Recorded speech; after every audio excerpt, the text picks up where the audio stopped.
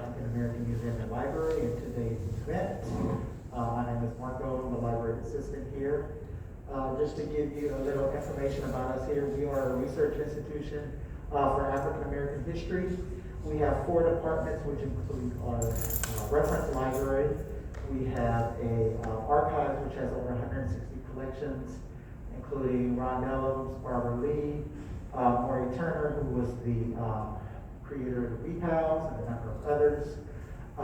We have our museum gallery up here, which is Visions Towards Tomorrow, our permanent exhibit, which talks about the history of African Americans in Oakland beginning with the 1890s. You'll see that. We also have oral histories. So we hope that you enjoy today's event. Before you leave, you're more than welcome to fill out the form downstairs to be put on our mailing list and things. So today we have Susheel Bibbs. She is a classical singer, actress, independent filmmaker, and Emmy Award winner.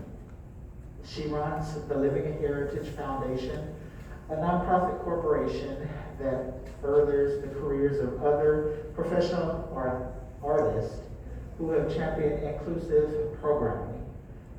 As a professional classical singer, she has won critical acclaim, having sung in operas, recitals, and orchestras in the United States, Canada, and Europe. She has created 6 documentary films in which she has starred or appeared in cameo on subjects related to performances, including 2 feature films on PBS, Meet Mary Pleasant on the Mother of Civil Rights, Mary Ellen Pleasant and the Voices for Freedom, a short film on the Higher Sisters. She was also named by the San Francisco Supervisors, the world's foremost authority on Mary Ellen Pleasant. So with that, I introduce to you Susheel Bibbs.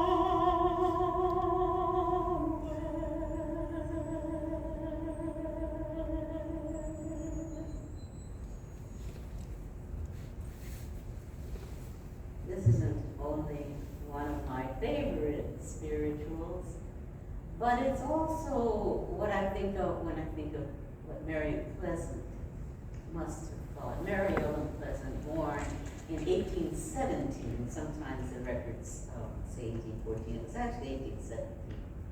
And she died in 1904. She lived a long and daring exciting life. She was that character behind all of the events, the slavery, the Civil War, and the gold rush, and so many things that happened, John Brown's raid. She was a part of all of those things. And yet, so many people don't know of her, and of course, she moved to San Francisco, so she is an honorary San Franciscan after all the years she lived here. But she was, in fact, a Martin Luther King, a Malcolm X, and a Rosa Parks combined. She was Martin Luther King because she could love across boundaries of race and class without losing sight of her goal, which was freedom and equality for herself and for her people. That's why I think of that song, I suppose. Although I changed the words, I had the freedom first. Anyway, that's the tradition. You can take the song and you can have things that you feel. And she was, in fact, a Malcolm X because she believed in ending slavery by any means necessary. And she did stand up for freedom in that regard by being a slave rescuer. She and her first husband were on William Grant Still's slave rescue circuit as they went and helped people from down in the Virginia area up to Canada and Nova Scotia, and from Texas down to Mexico, the various routes that you will hear her talk about in the film. And she says, oh, that must be why they're calling it a railroad. But actually, that's not true. They call it a railroad because somebody rescued somebody up in Pennsylvania. And those people just disappeared when they were being chased. And so somebody said, my goodness, it was like there must have been on an underground railroad and stuff. So that's the truth of it. But Mary Pleasant is allowed to think whatever she thought. My work is based on her memoirs and letters and many of the things that I have in my collection. But I've taken those things and researched all of them to have a view of her life. She was also, of course, as I said, a Rosa Parks, and that's because she fought and also championed the initial cases in San Francisco in the 1860s when they were throwing African Americans off of the trolley, the streetcars, they called them. Now, they were not barred from the streetcars, but as she would have put it, they were knocking people off willy-nilly. That's that old language. At any rate, she was a Rosa Parks because she, in fact, fought a case that was taken to the California Supreme Court. She won in San Francisco. She lost her damages for pain and suffering in the high court. But understand, 100 years later, more than 100 years later, David Oppenheimer, a civil rights attorney, used that case because it had set precedent since it did go to the Supreme Court. And in 1982, her case helped to win the first damages in California for pain and suffering. So she had her day in court. Now, without much further ado, I'll let you meet Mary Pleasant. That's the name of my feature film, Meet Mary Pleasant, the one that's on PBS. But you will meet her here. It seems that I was touring all around with songs that illumined this story of Mary Pleasant, which I often did as just a dramatic one-woman show. But these songs lifted the story. They kind of lifted the research. And I had Jackie Hairston, some of you know her of course, on the piano, and I had the great drummer Pope Flynn, the man from Ghana. And it was a wonderful experience to hear. We made this little orchestra out of the two of them. And a wonderful experience to lift up that story with songs that came from the times. And so that's what you're going to hear. It's a musical. Now, why would I do that to Mary Pleasant? Because I found out in my research, in one of the memoirs that she had written that I have, that she was a singer. I didn't know it. When I found out, I said, oh, here, let me do this, you know. And so I researched her favorite songs, her favorite hymns. And I researched the songs of the times. And I wrote one little cowboy song that you'll hear called On My Way. And Jackie Hairston kind of arranged it for me. So you'll hear songs from, you know, arias to spirituals to hymns. And I just hope you'll enjoy meeting Mary Pleasant in this version, which is not on videos. It's not on it. I haven't put it on anything because I've sent it to festivals, and it's done very well in Europe. I've never sent it to an American festival. It's done very well in Europe. And I hope that you'll just enjoy meeting her in full freedom. Thank you for being here. I'll be back.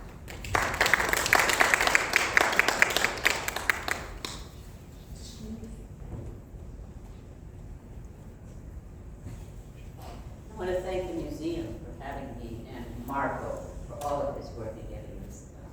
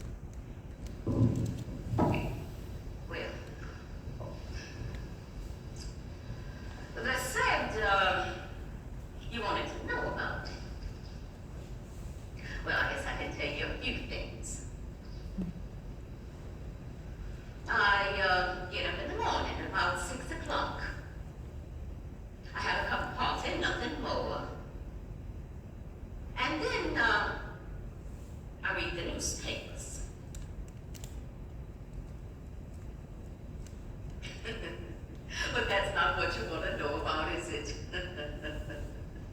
Well, my name is Mary Pleasant, and I come a long way, all the way from 17 to North Pole. 1817 to 1904, you call it. They called me a woman of mystery, but I weren't a mystery. I was an entrepreneur. Of course, my civil rights in California is what you call them now, and I'm not grateful. And I'm going to tell you how it come about and all. But first, them newspapers. The newspapers have said so many things about me, most of them wrong, that I just have to come back here and set the record straight, understand me? For instance, I did give money to the strikers on the Sutter and Geary Street trolley line, but not $600 is reported in the newspapers. And then there's the matter of that name, Mammy Pleasant. It gives me the suspiration. Mammy Pleasant. As in, Mammy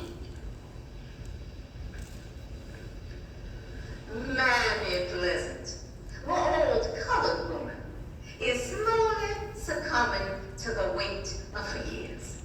Mammy Pleasant. Let's just get one thing straight, shall we? I do not like to be called Mammy by everybody. I'm not Mammy to everybody in California. A minister, not too long ago, he wrote me a letter. He addressed it to Mammy Pleasant. I wrote right back on the envelope. My name is Mary E. Pleasant. Wasn't in my house 15 minutes, but then I sent it back to him, unopened, unread, and wasted in my paper now. Just between you and me.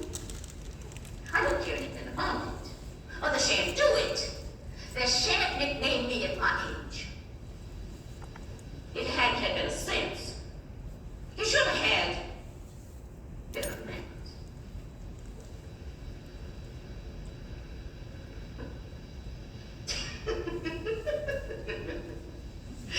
Don't pay me any mind.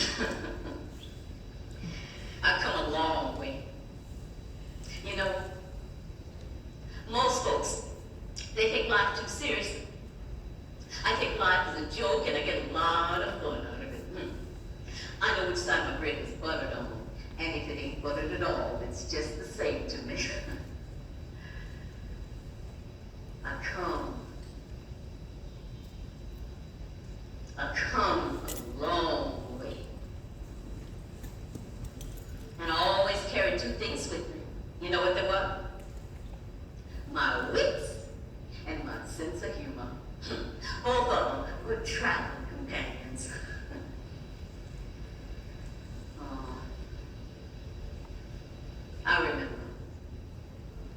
I remember when I was a child of 9, taking out 9 years of slavery from an old seaweed plantation in Georgia where I was born.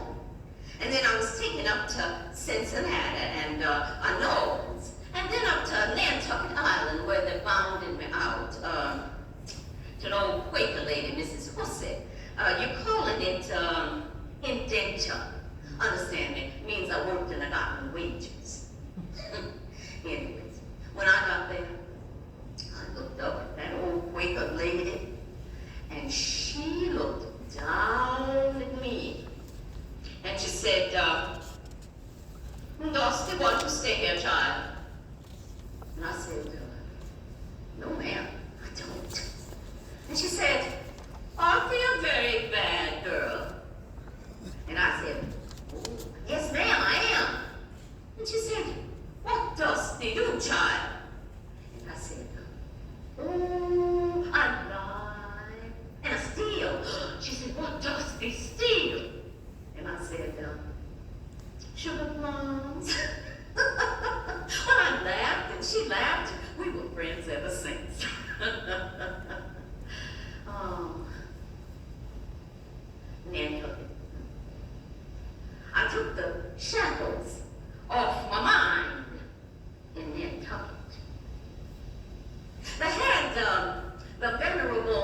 Lucretia Mott, do you know her? Well, before your time. Anyways, she told them that all men was created equal, and they took it up, and it become their cause. Abolition and all is what I'm telling you, like that. And I took it up, and it become my cause. And you know my cause. My cause. My cause. Well, my cause is the cause of freedom and equality for myself and for my people. And I'm rather a cause than a coward. Now, if I'm dead, all right then. But as long as I'm living, I'm going to fight. And I'm going to fight to win. And I don't want to be carried off to victory on flowery beds of ease either. I like to go through bloody scenes. So, them newspapers, they can say what they want about me. When I'm in a fight, any byplay doesn't faze me.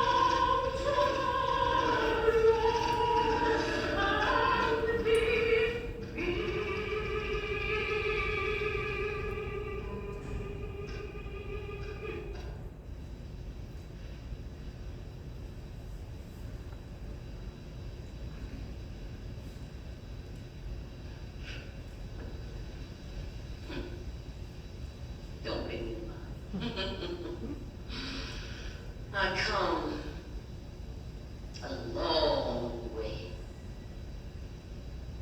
And you know, I used my wits again when I met my first husband.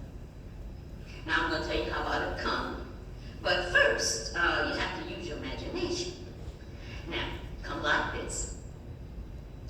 A little later, when I was older, my indenture was over.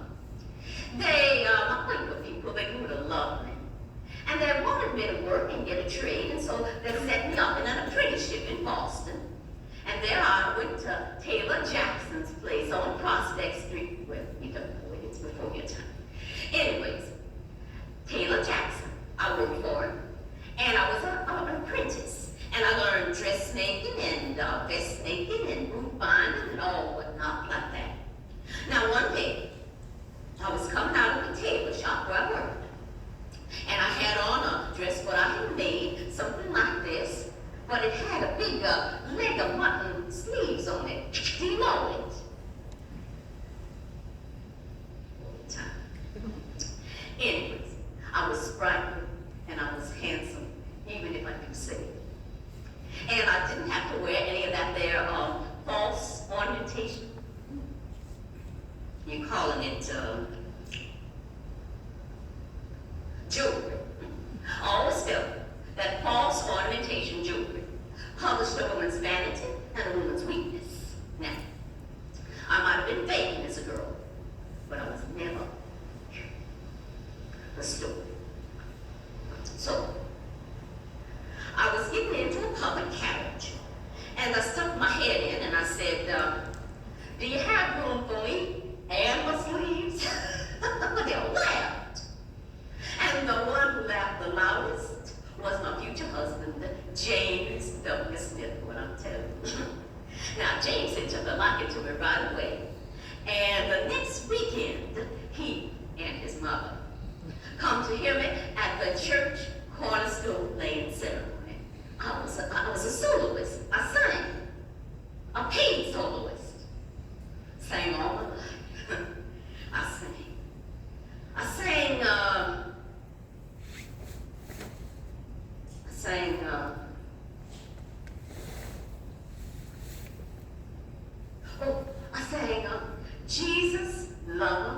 soul.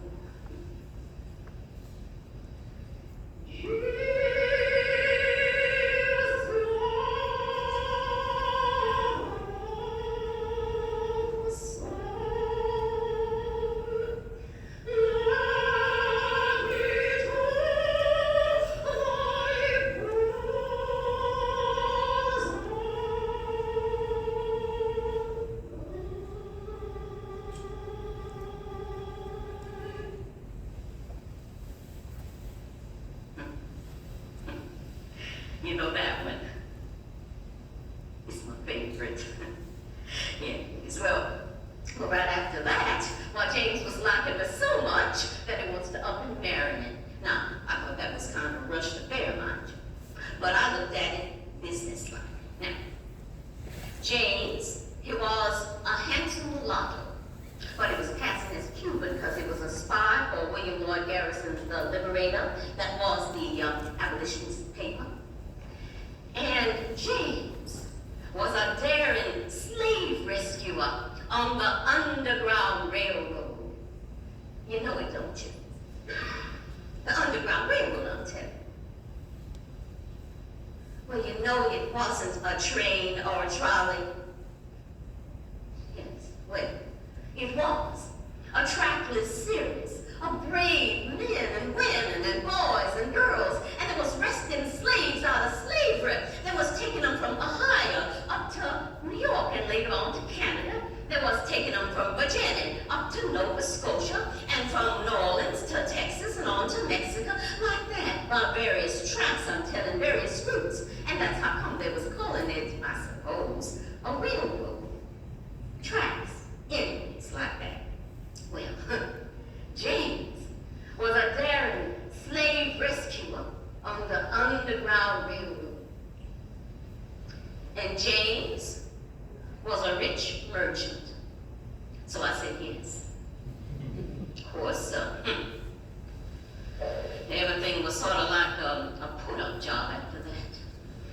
You see, James told me to come to St. Mary's in Boston, where we was going to publish our wedding bands.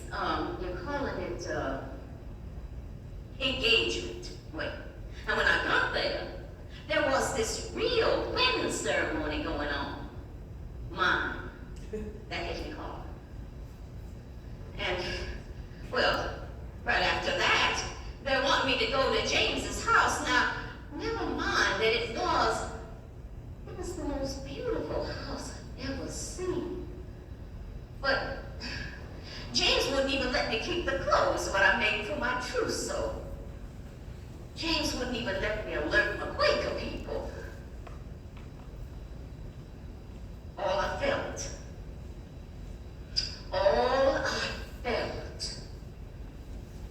was that I'd somehow lost my freedom all over again.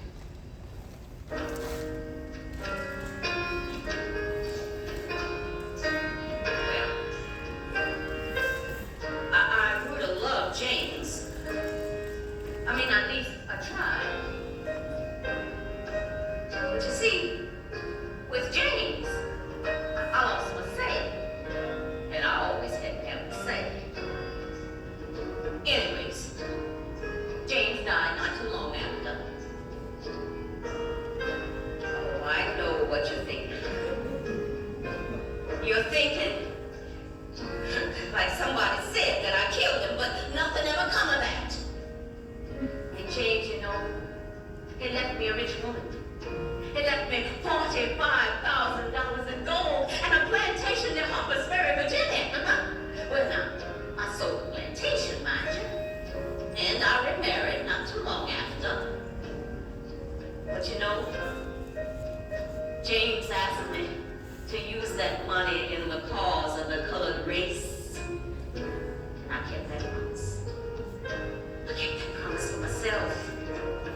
I kept that promise because under the pain of losing my freedom, and I wanted to end that pain for everybody, forever.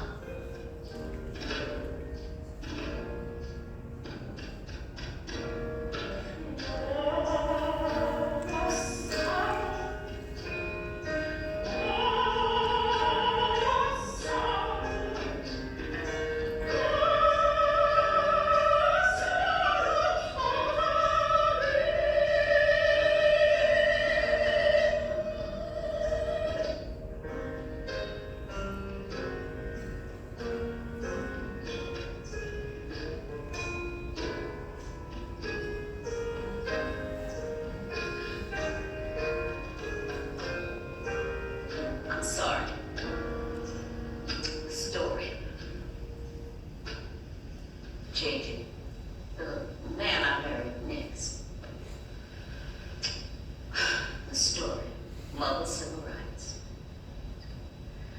Well, the man I married next was named John James Pleasance. He was a Creole, and they called him J.J. Pleasance. Pleasance, you see? And then later we was dropping the S and it become Pleasant. That's how it come, like that. Well, now, you see, that was it. Pleasance, that was my name. That was my real father's name.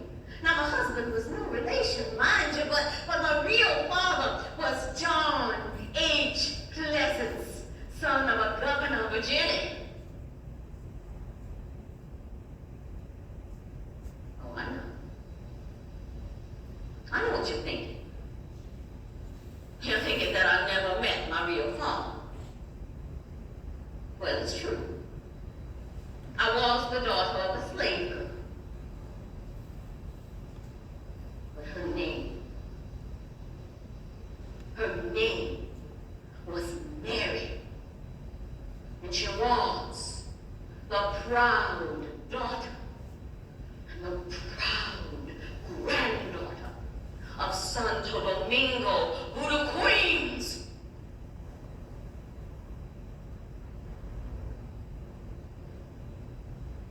I'm sorry. I did it again. I'm sorry. I jumped the track. Now look, if I do it again, you just tell me. And I promise to get back on it and stick. Now, mother, civil rights. No, I know the story. I'm going to tell you. The JJ, my second husband. Sorry, excuse me. I'm sorry.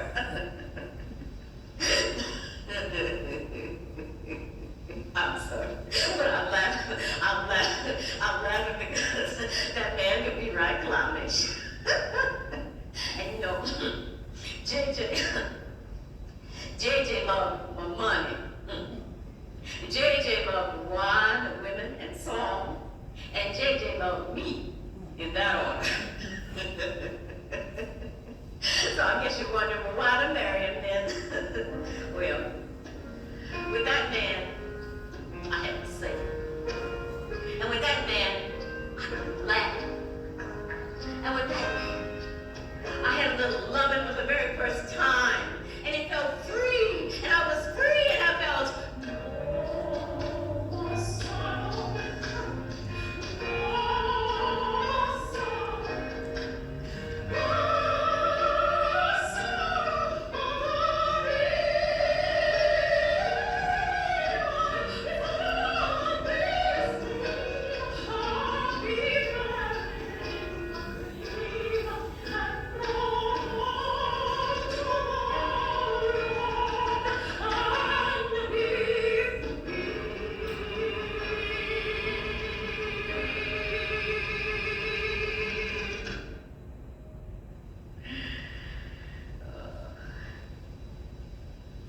story. Well, now I guess I better tell you a few things about the civil rights and all. Come like this. Well, about in little before 50, after we was married, JJ and I, there was this thing called the Fugitive Slave Law. Do you know it? I'm gonna tell you. Well, anyways, now in 20. They drawn a line across the land in the minds of men, 1820, before your time. And below it you can have slavery. They was calling them slavery states. And above it you can't. They was calling them anti-slavery. But understand me now, doesn't mean that they were against slavery. No. It means they didn't want us in the state, understand me. Now, in 50, come California. There was 15 anti-slavery states and 15 slavery. And come in California wanting to come into the Union anti-slavery because they was having a rush, a gold rush, I'm telling you, like that. And they didn't want anybody bringing the slaves into the state to work in the mine to unfair advantage. Understand, it was like that. So now everybody was getting upset that it's the slavery states because they were going to be upsetting the balance. And so Senator Henry Clay, he come in and he making a compromise. Now, the way I understand a compromise is that everybody agrees to something that nobody wants. Not that. So, what I'm telling, as in the compromise, was the fugitive slave law. And what it meant, well, for me and for others, is, well, now for escaped slaves, they was turning up the heat. But for slave rescuers, and I had become a slave rescuer, why, they was turning up the heat also. So I had to hide out with my Quaker people. And then JJ and I went down to his folk in North, like that. As soon as we got there, that man took off for San Francisco Gold Rush country. Said he had discovered some new life. I stayed behind. I stayed behind to learn a few things. And I got in trouble again because I started slave rescuing again. Anyways, that's how I come to California. God bless her, Mamselle Marie Laveau, the famous Buddha queen. She got the passage on a steamer to San Francisco. Come round the horn in 52, that's how I come. And a narrow escape it was, too.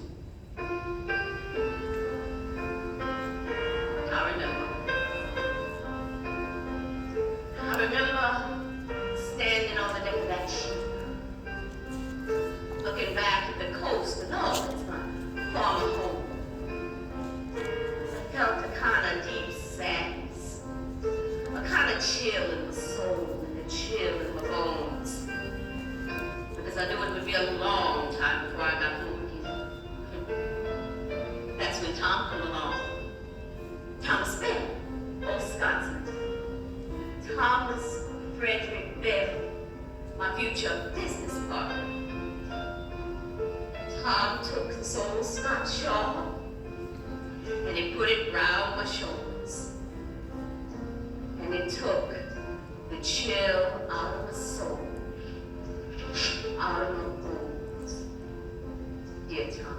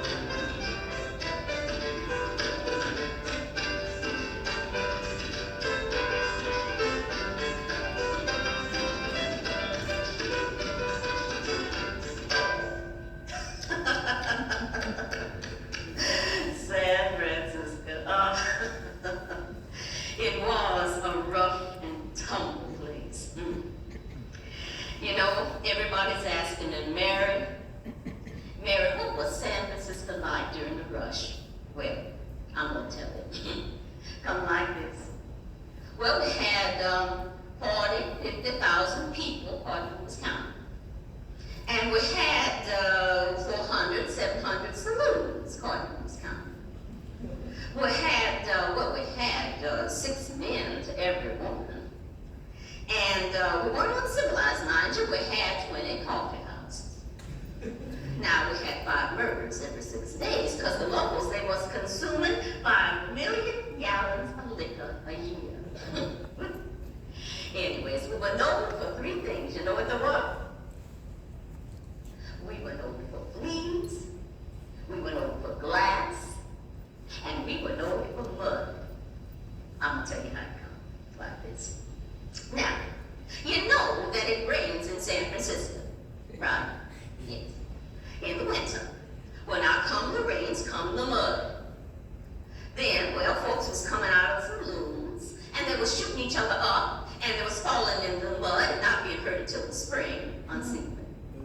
And so we thought, well, now this is terrible. We're going to have to bring in the horses to pull the men out of the mud. Well, like that, we brought them in, the poor things. They got stuck. And they started starving to death. And, well, out come the fleas. And they going into the mud like that, fleas and mud.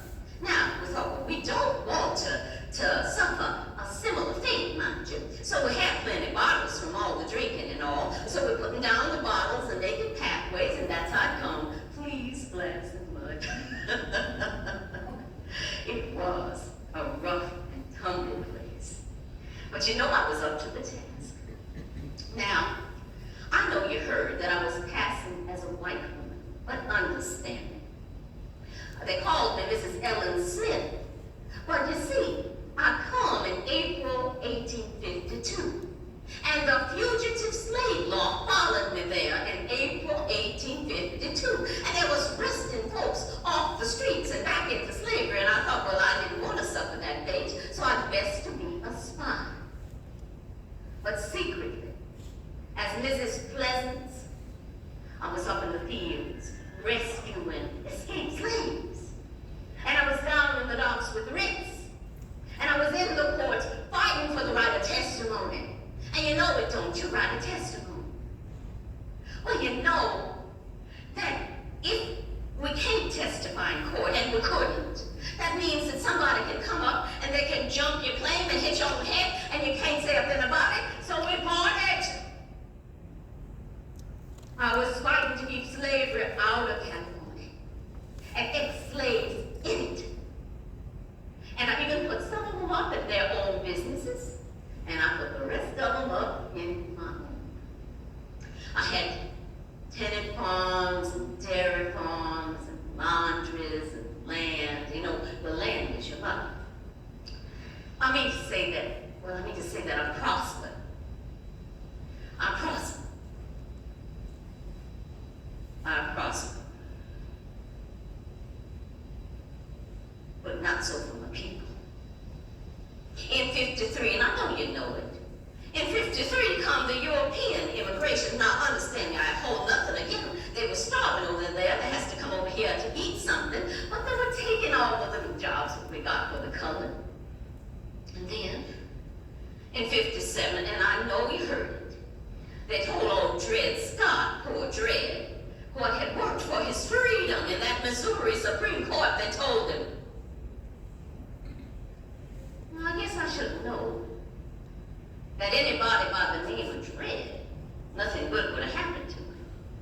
But anyways, they told old Dred Scott in that Missouri Supreme Court that a black man has no rights, that a white man ought respect. And then in 58 comes the Great Depression. And the man on the bottom is feeling it the worst. And they decided that they're going to have an anti-immigration law in California. And guess who's going to be the immigrants? We. And that's when I decided. That's when I decided to go back home. Not to stay, but to help old John Brown end slavery once and for all, forever.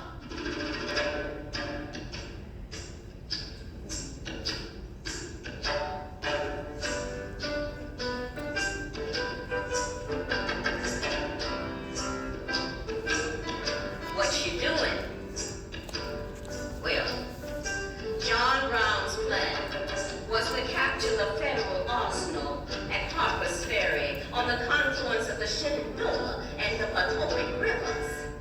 And it was going to do it with only 21 men.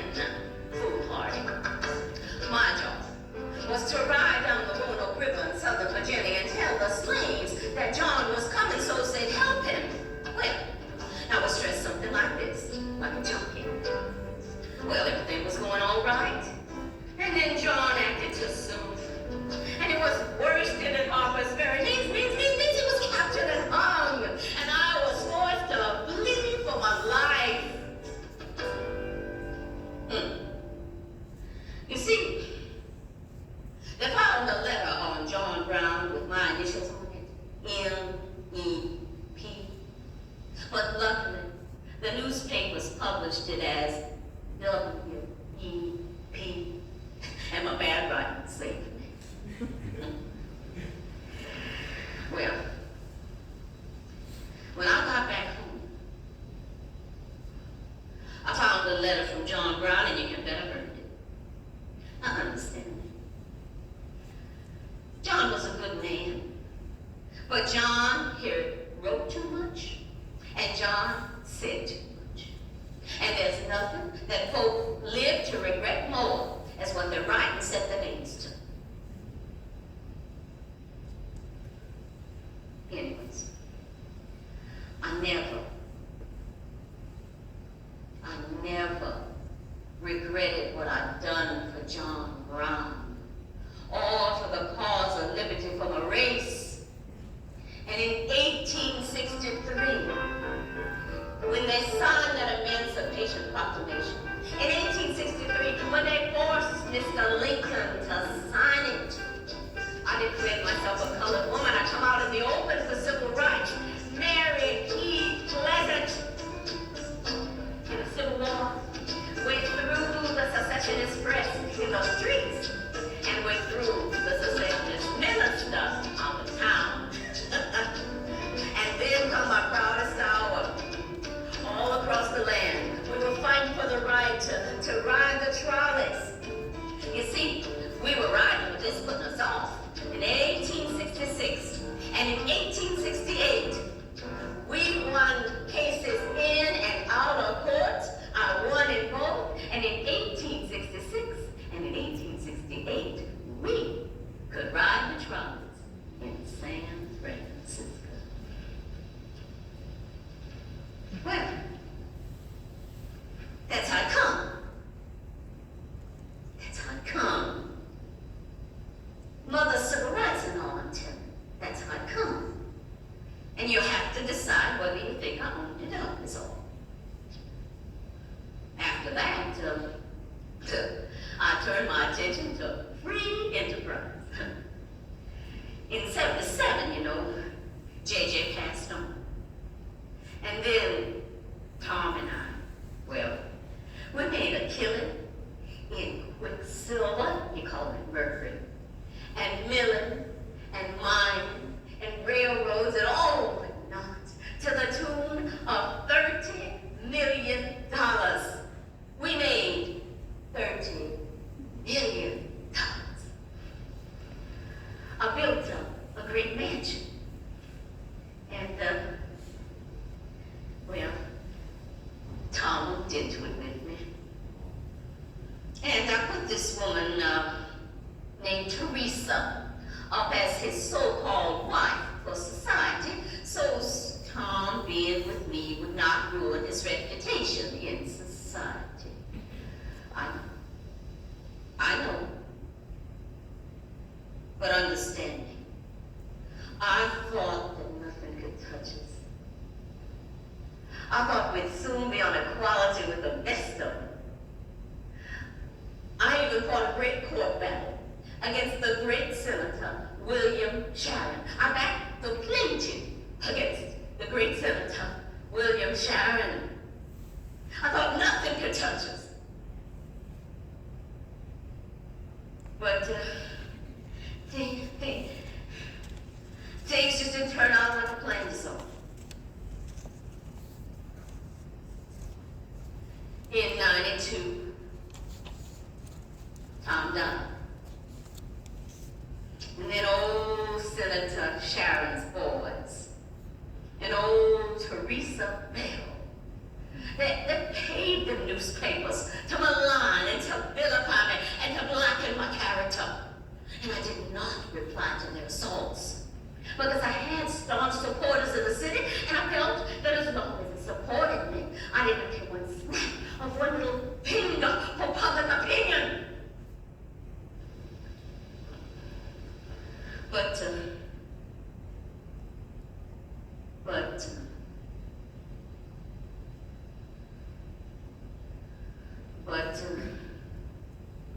But I was wrong. Oh, Senator Sharon's boys. And oh, Teresa There. Sure did. Scandalized my name. When I met Teresa the other day, I give her my right hand, and just as soon as ever the back was turned, she went and scandalized my name.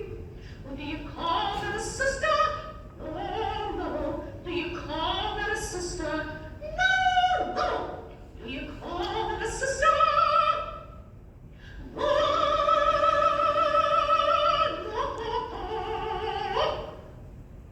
She went and scandalized my name. Well, let me tell you. They called me a blackmailer. They called me a baby stealer. And some of them even said that I killed my partner. Now, that is all that I will ever say about that. They even go, you put this down, please. You please put this down. They even called me a madam. $30 million of that. Now look, I might have owned a few bordellos on the side, mind you. But I was a capitalist by trade. When I met old Sharon the other day, I gave him my right hand, and just as soon as I was back was turned, he went and scandalized my name. Well, do you call that a brother? Oh, no. Do you call that a brother?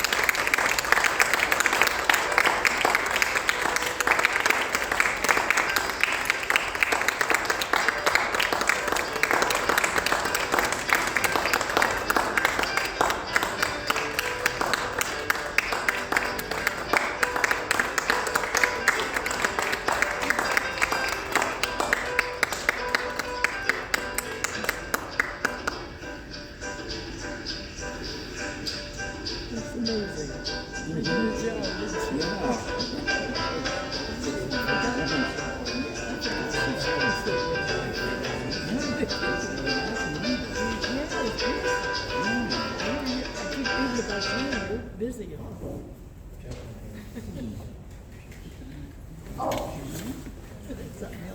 I first want to thank you all for being here. And Babadere, Pasebe, Emerson, I appreciate so much that you came, and I want to offer these to the museum for your collection. I'm not talking about Mary Pleasant now, this is a museum.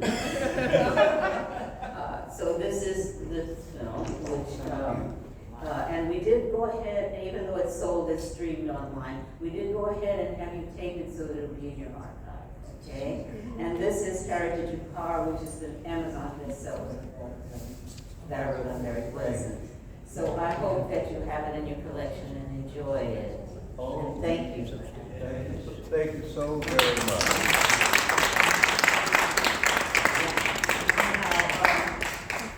There's just a couple of things that I usually say before I take questions. I know there are questions. Everybody puts his or her best foot forward, as she does when she tells her story. And there have been so many things, you know, that have been mysteries about her that I'm writing a new book with all my research called The Mysteries of Solving the Mysteries of Mary Ellen Pleasant. And for these years, I made this film in 2020, but I taped it about 2025. I was sick in between and worked for a number of years to get my voice back together. And it's back together, she was here. But it took a while, and in that time I made several films. And this one had been set aside. It was just a taping. It was in front of a live audience, and it was just a record, really. And then I realized, oh, it's a film, okay. So then I put it together as a film. And so I'm just enjoying pulling it all back together now. Having a chance to sing for you, having a chance to bring my acting and research and stories that I care so much about. So there is, before I take some questions, I just want to sing a song that it occurred to me. I haven't practiced this. But this occurred to me as one of the songs. I was going to sing another, and I will. But when I was young, when I was 14, I was the youngest legend singer. That means that was a group that toured the country singing spirituals in the original a cappella way. That's why I like to sing without a note. And you do it in your own way, and you put it together to say what you want to say, which is the tradition of the spiritual. And I was happy that when I went to Nigeria and worked with people there, that we got together with their instruments and sang spirituals. This one just reminds me of her all of a sudden, so I'm just going to sing it and then go into one that really reminds me of what I think after my research on her. We'll take some questions. I've been real and I've been scorned.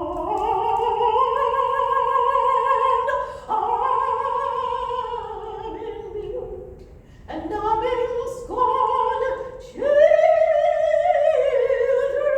are sin, I've been rebuked, and I've been scorned.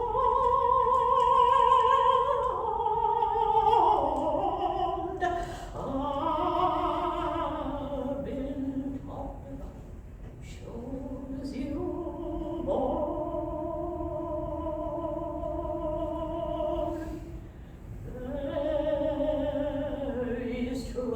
All over this world,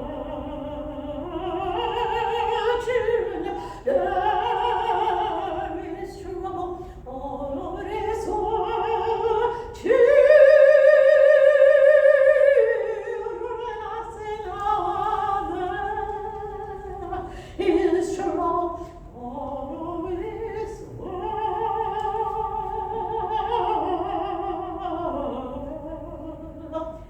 There is trouble all over this world. Ain't gonna lay my religion down.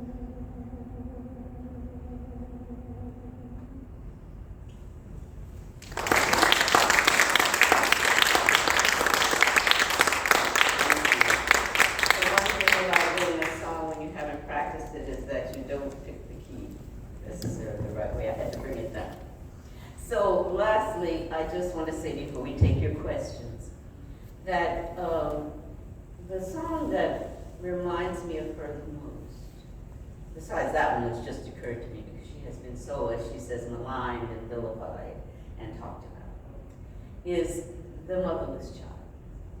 Because what I saw in her was a child brought out of slavery, all alone really, brought into Ohio and then brought into Nantucket and then living a life there where they grew to love her because she was very funny and very personable, as you can see. And I studied her, how she talked, how she walked, how, you know, what her language was like. And I have lots of letters from her, so it's not hard to do. You know. But what I saw was someone who really had to survive no matter what, and used her wits, as she says, no matter what. And although we see that she made many, many strange decisions in her life, and I will bring those out. I won't, I won't just smother those. She was amazing in the number of things that she achieved and in her courage when she, went to meet John Brown and when you think about the times and the distance, then you realize that was a very special being. Sometimes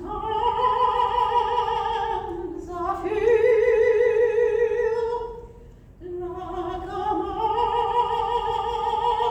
mother's child.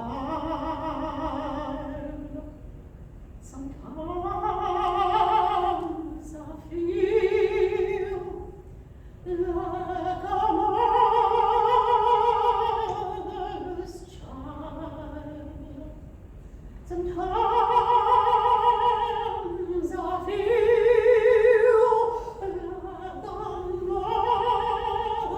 a mother's child. Sometimes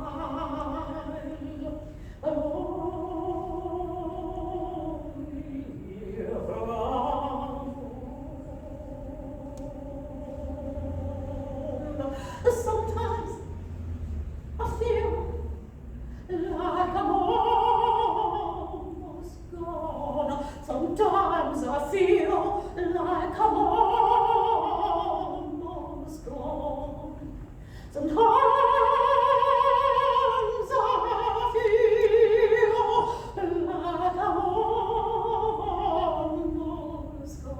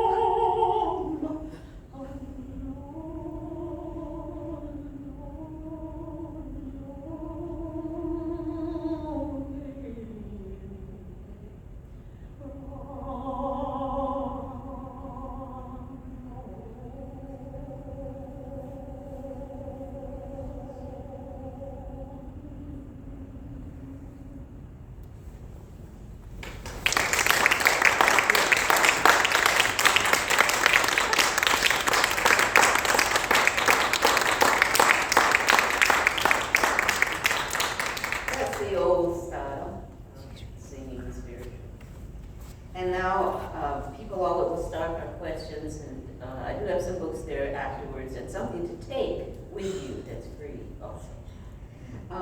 But everybody always asks this first question, so I'll answer it because it's answered in the book. Why me? There's a little chapter on it, but this answers the question as far as why I started doing this. Besides the fact that I was actually doing concerts when I started researching Mary Pleasant. Some of my best work was all of us starting to research her because I was working with Jacqueline Hairston, a pianist, a trumpet composer, and we were I was singing at Herb's Theater, and she accompanied me, and afterwards we went with Ben Matthews, who is no longer with us, but the great bass, and we were talking at dinner at Max's, and she said, I'm going to write an opera on Mary Ellen Pleasant. And I said, Mary Ellen who? And she said, well, you should play Mary Pleasant. well, the rest is history. I started looking into this, and I found that her legacy and her life had been so distorted, and was very clearly distorted in the 1950s. That's all I need to say about that. Anyway, it was distorted in the 1860s and 70s also. So I decided that we need heroes. We need our heroines. We, as African Americans, need to know who these people really are. Was she, as they said in the newspaper, an arch fiend, or she was an angel? There's a big full-page article in the one of the Boston Note, in one of the San Francisco papers, because she was the most talked about person in San Francisco. And so they ran full-page articles on her and serialized her life in 23 segments. And yet all of it was such a veil of information.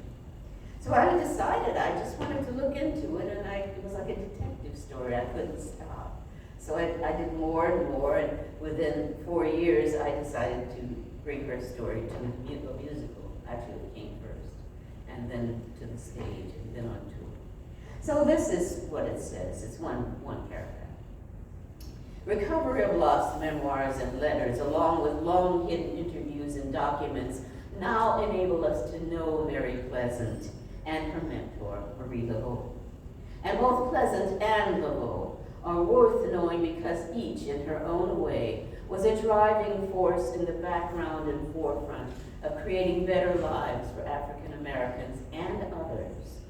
Moreover, we care about them, not only because both had the courage to succeed while sacrificing and risking their lives for freedom, not only because one passed to the other a heritage of power that is a religion and model for social change, not only because both employed a superior wit against great odds to achieve their goals, but because, while achieving them, both women exhibited a love of humanity, untainted by their struggles. And if the old Yoruba Nigerian proverb applies, we stand on the shoulders of those who come before us, and those who come before us make us who we are. Then we stand on the shoulders of Mary Pleasant and Marie Laveau, daring American ancestors, whose shoulders of humanity, achievement, and vision can fortify our own and help heal our divisions as a people. So that is why I've been doing Mary Pleasant. And I want to thank you before I take any questions. Thank you for having me here, and thank you for having me for a few moments to share in Women's History Month a special history. Thank you. Are you ready to take questions? First question. She always brings her best forward, but you must have doubted something. There must be something that you might want to know about her. Yes. Because now I don't have Mary Pleasant hat on. I have to tell the truth. You were amazing, first of all. Let's say that.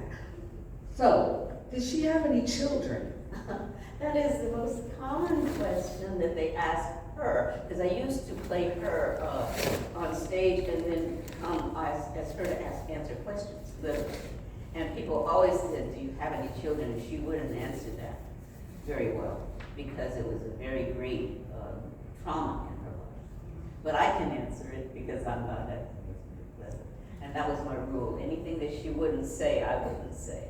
But the answer is simple. She had one child. That child by her second husband, but was left in Boston when they were working on the Underground Railroad. Then for years, she couldn't bring that child. She was with a nurse. And she couldn't bring that child to California when she escaped to California. But when she went in 1857 to help John Brown, she had tickets for the child to bring her to finally to California. And what happened was she got in a situation where she had to escape quickly. And the people that she sent for the child, and she sent money, they lost her money. and they wrote her after she was en route. So when she wasn't able to bring her child until the child was like 20, in her 20s. And she had her married. She tried to make up, but she couldn't make up. The child became an alcoholic. She had 5 miscarriages and she died.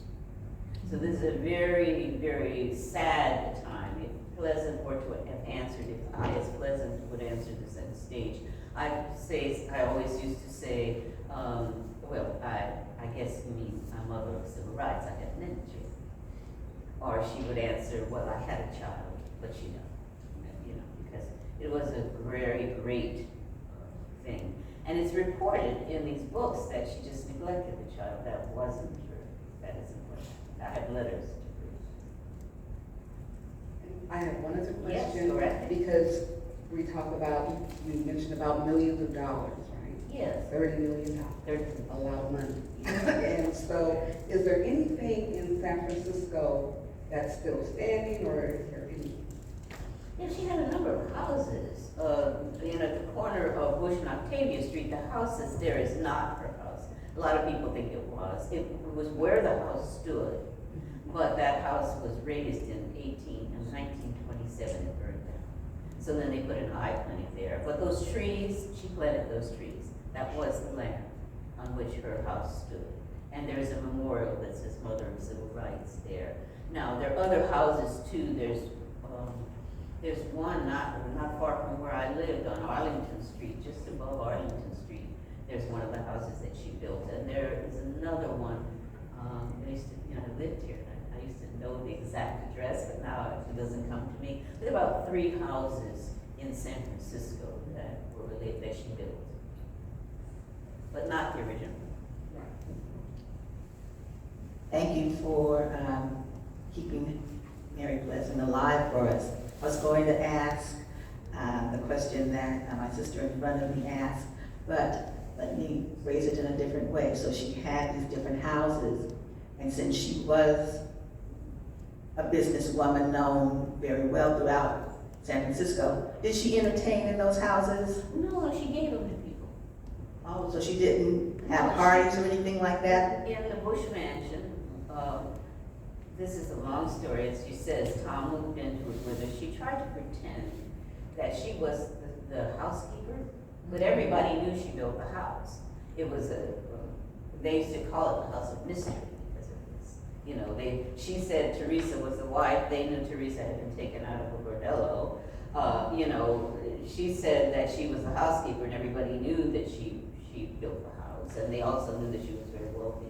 So it became a crazy thing where she was trying to have a life at a time when she couldn't have, She just insisted that she could have the life she wanted to with the man she loved, which did not turn out to be the life she wanted. But that's what she tried to do.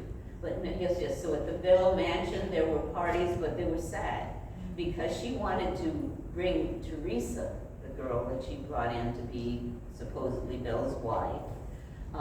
She did marry him, but he never, they say she hardly even spoke to her. So what happened was, when she tried, she said she wanted Teresa to come up in society, so then she could declare herself a friend of the family instead of a maid, or whatever, housekeeper she called herself, and then she could come up in society. This was totally unrealistic, but Mary Pleasant wasn't exactly realistic. So yes, they had a party, they had a few parties, and nobody came because of Teresa.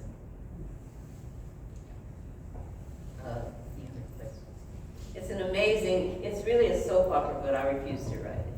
I refuse to write it. I would write a lot of, the historical, yes, but it's a crazy soap opera. Anything else? Yes. Hi. Hi, how are you? Good to see you. Thank you very much for that excellent presentation. I have several questions, but I think if I read your book, I would probably get those questions answered. But most immediately, I'd like to know, what was the last song and composer that was featured in the film? Jacqueline Hairston. Jacqueline Hairston. No, it was a song by Jacqueline Harrison. It's an What was the aria. name of it? Jesus, lover of my soul. Ah. She said, remember earlier, she said, Jesus, lover of my soul, it's my favorite. Ah. You know, and so we took the two songs that were her favorite, Rock of Ages and Jesus, lover of my soul. And actually, Jacqueline wrote an aria. It's a huge aria. I You never know, heard so of it opens, it's never, It's fabulous, yeah. it's, the only thing I'm the only person that's ever sung it. And it is, I don't think I can sing it anymore, you know, it's quite a big aria. But it opens, just, as the film was done, those are chords from that song, that aria.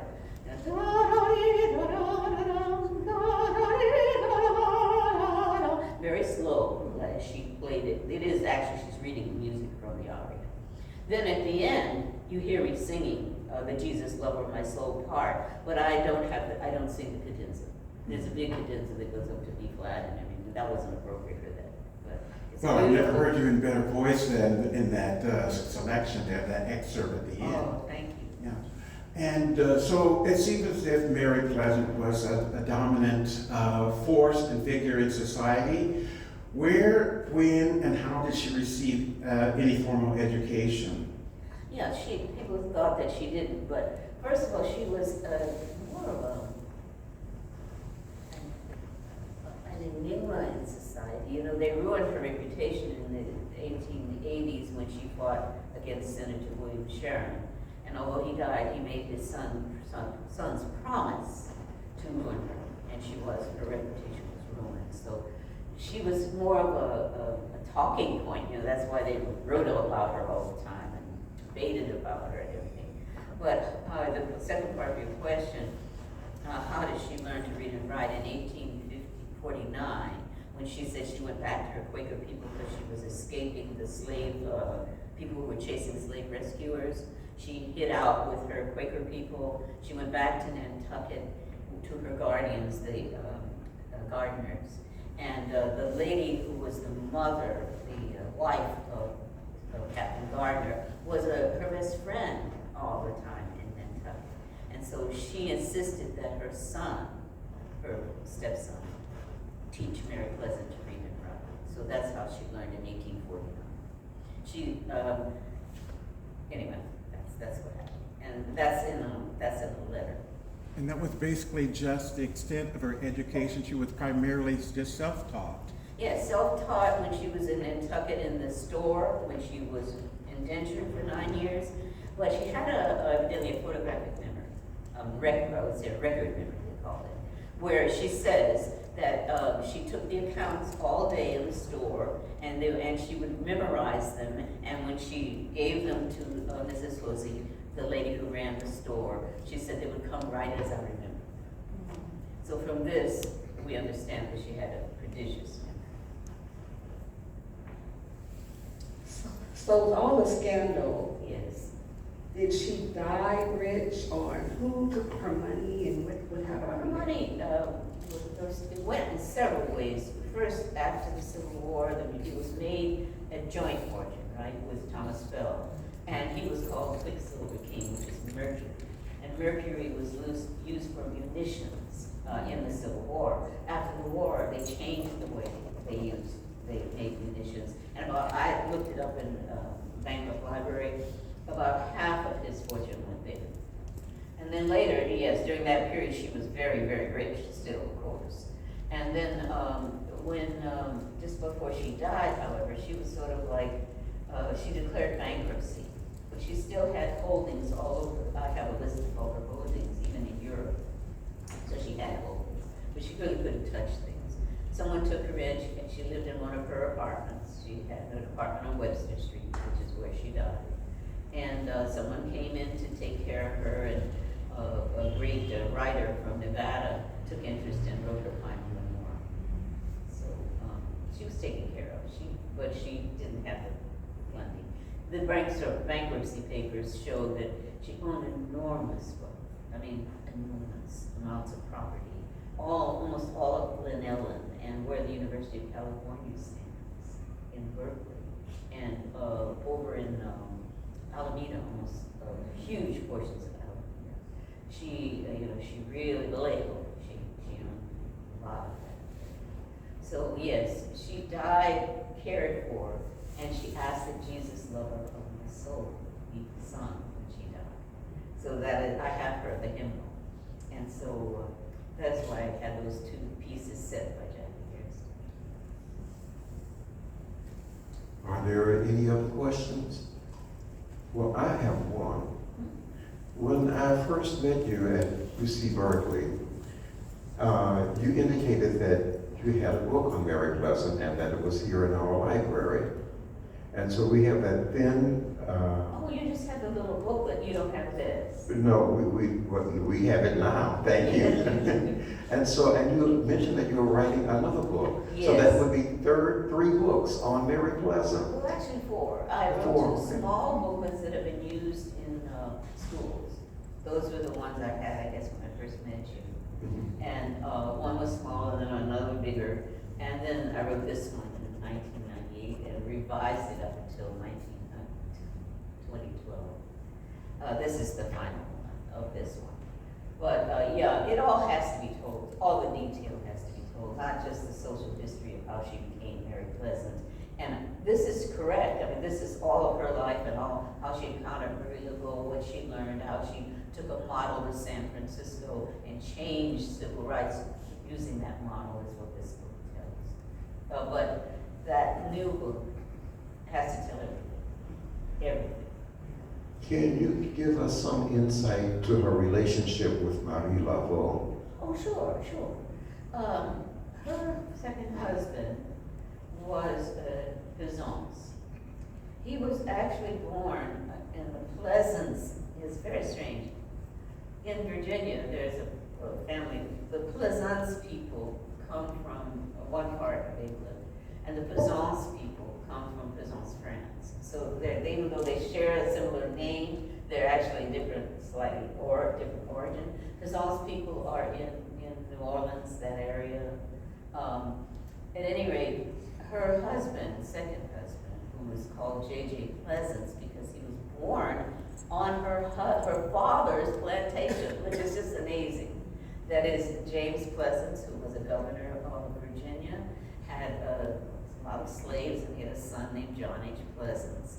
That John H. Pleasance was her father. But this guy just happened to be born to a slave, a man who was freed on that plantation. And he got the name John H. Pleasance.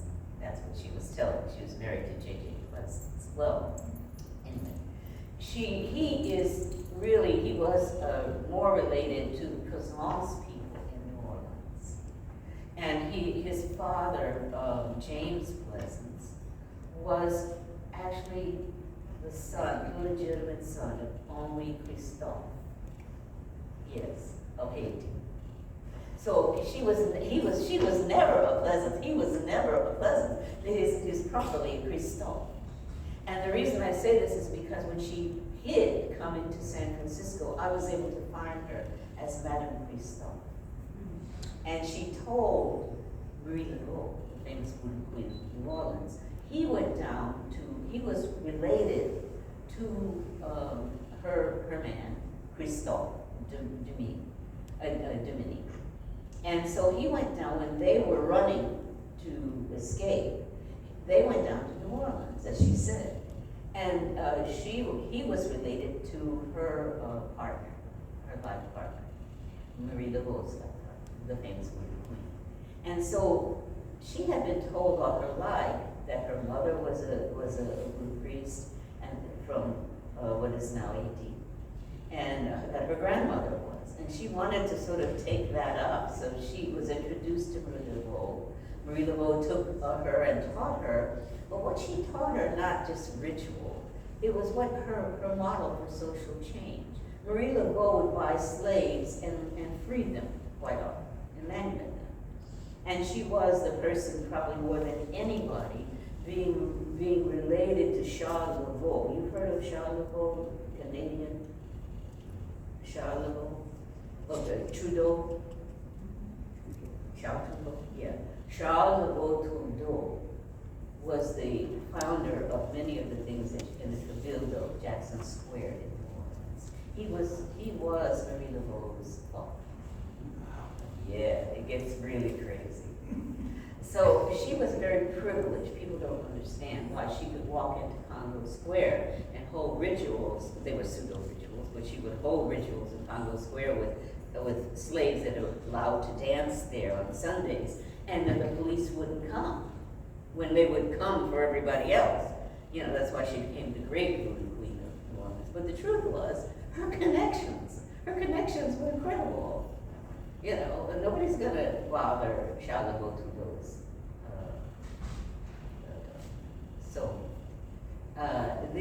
She was a Creole, and her people that she tried to help with the Creoles, and the Congo Square dancers, the Congo Square, the black slaves who danced in Congo Square. Those are also people that she cared about. And Pleasant saw this, and she had a model for social change, Marie Laveau. She put together to help leverage change in New Orleans for those people. And that is what she passed to Mary Pleasant, and that is what I chronicled in this book. I show how she passed that to Pleasant, how to change people, how to leverage for the change you want. And then I make it a little chart so you can see, Laveau did this, Pleasant did this, Laveau did this, Pleasant did this. It worked. She became the mother of civil rights in Color. It's quite a story. Oh, thank you so much. Are there any other questions? Well, please join me in thanking Ms. Bibbs again. There are some DVDs of this film if you want, but it is streamed, you know, it's also rented. But they asked me to bring this in DVD, so I did. And I do have a few of these books if you'd like to purchase one. Thank you very much. And please take one of the free handouts. Thank you so much again.